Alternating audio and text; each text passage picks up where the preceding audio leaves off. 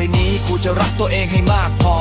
ไม่ยอมเป็นของเล่นไม่เบื่อใครเจ็บวันนี้มันจบเพียงวันไหนกูจะไม่ยอมให้ใครถ้าท่านอยากได้ถ้าท่านอยากได้ถ้าท่านอยากได้ถ้าท่านอยากได้ถ้าท่านอยากได้อ่อนเธอทิ้งคว้างไว้จางทั้งใจพัง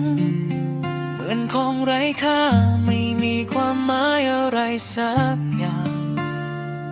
หัวใจคนมันเจ็บจริงไม่ใช่ของใช้และทิ้งพัง